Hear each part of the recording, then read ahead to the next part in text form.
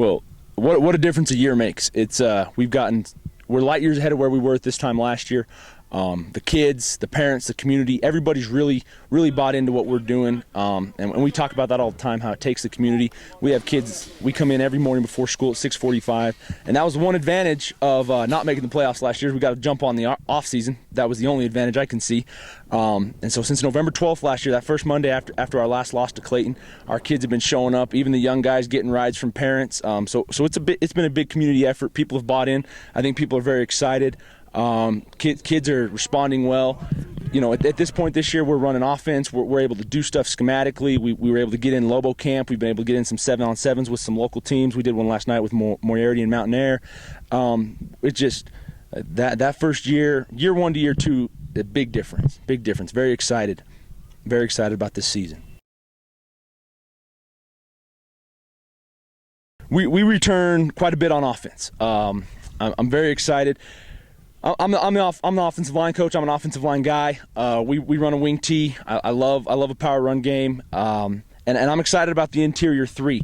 We're going to run a strong and a quick guard, or strong and a quick side on our offensive line. Our quick guard will be Tyler Davis. He's a junior. He's about 6 foot, 195 pounds. He really flipped a switch about mid-February, and it's come along real nice.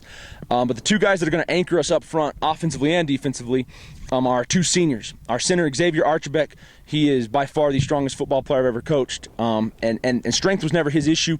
We've been working with him all off-season on trying to get him more mobile, working on his agility, his flexibility, and he really embraced that. He was debating whether or not to play basketball. We pushed him real hard. We said, hey, that's only going to help you, and he did it. And then our strong guard is going to be Eric Newsom. He was a first-team all-district lineman for us last year. He's athletic enough that we've considered putting him in the backfield. We had him in the backfield at times last year. He's a very strong kid.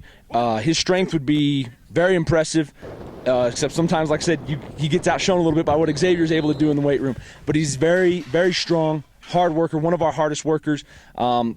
Our quarterback's the only one that has attended more workouts since the season ended than Eric.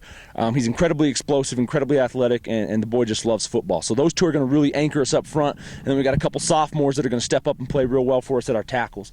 In the backfield, we return everything but our fullback. We got Clay Caber at quarterback. He's a coach's kid. His dad's head baseball coach out here, and he's just really embodies everything that entails. He understands the game. He understands what's expected of him. He understands our scheme.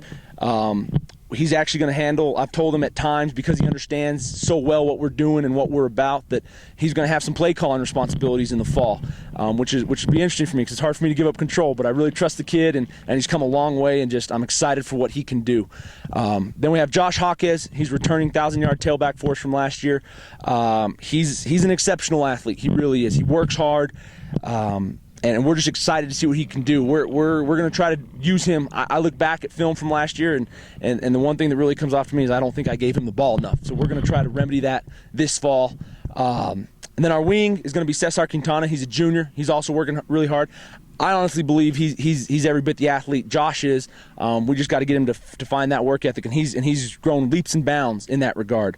And then the newcomer to the backfield is going to be Caleb Ortiz. He's a sophomore. He played on the line for us last year. He did start and play in every single game. We're going to move him to the backfield. We kind of had a hard time finding him a home offensively and defensively. He's deceptive. He's a big kid, but he's just a big skill kid. You know, he belongs in the backfield. He'll be our fullback. And he's a bruiser. He's every bit of 6'3", 220, a very hard worker, very strong young man. And we're excited about the combination of those guys up front and with the power he's going to bring to us in the backfield, coupled with our speed. We're excited.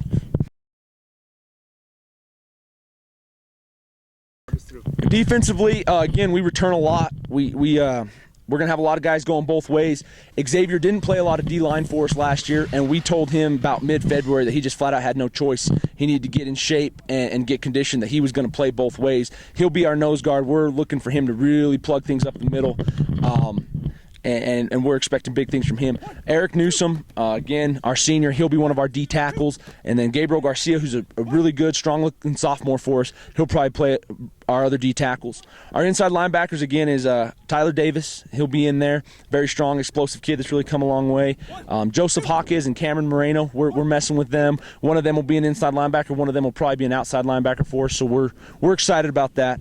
And then Caleb Ortiz, he'll be our other outside linebacker. He'll play to the strong side most of the time. And we didn't, again, like I said, we had a hard time finding him a home. And we put him there last year against Texaco, and he really took to it and blossomed at that outside linebacker position. We returned quite a bit in our secondary. We returned both corners, both safeties, and we actually picked up a kid. We returned sophomore Adam Lujan at cornerback, and Cesar Quintana, he'll be a junior. He'll play our other corner. Then Josh Hawkes and Clay Caber will be our safeties. Clay's not going to amaze you with his speed, but like we talk about all the time, he's like having another coach out there on the field. And because of how well he understands the game, how well he reads and anticipates things, he makes up for it. And so we're very hesitant to ever pull Clay from the field because it's like I said, it's like having a coach out there on the field. And then we picked up a kid this year, a basketball player, just really impressed us playing basketball, Weston Garcia. He's also going to be in the mix and allow us to give those guys some rest so we can maybe have some fresher legs. But he'll be our fifth starter in the secondary, if you will. So we're very excited about that. We're real excited about our 2013 schedule. We did a lot scheduling-wise to try to strengthen it a little bit. We picked up Centennial. And we picked up Socorro and dropped some other games. We open with Shiprock week 1. Then we host Hatch, and we're expecting them to be very good. Returning semifinalists, they got Chase Carson back, first-team All-State quarterback. He definitely put the hurt on us last year, and we're going to see if we can't do better this year. But that's going to be a good early season test for us. Then we go down to Nimmy. I've never been down to Nimmy before. I'm excited to take the boys down, be in that atmosphere. Coach Montoya, I'm sure, will have his boys ready to go. Then we host Capitan. We did not fare well against Capitan last year, so we're hoping to do a little bit better here at home. Then, like I said, we added Socorro. We go to Socorro. And then kind of one that we're excited about. Our boys are very excited about. It's going to really be a great test for us. We go down to Las Cruces on the Field of Dreams, and we're going to play Centennial on a Thursday night. So that'll really be a good test for us, tell us where we're at. Then we hit our district, and I don't even know what to say about our district. We start by hosting Clayton at home.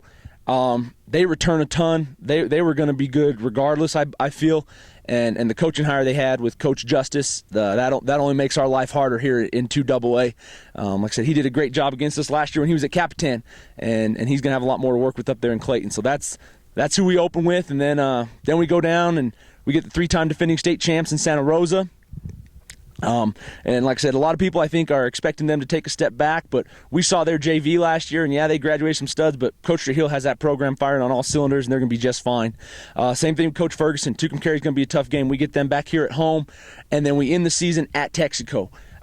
That's a game, it still kind of sticks in the craw of our boys this year. We're trying to use it as motivation, our Texaco game from last year, but Coach Autry had a great group last year, and I'm sure he'll have another great group this year. They finished no worse than the semifinals, at least since '08. So we've got a tough early season schedule, but we're going to need it because we've got a brutal district schedule. And I don't know that we'd have it any other way. We're pretty excited about it.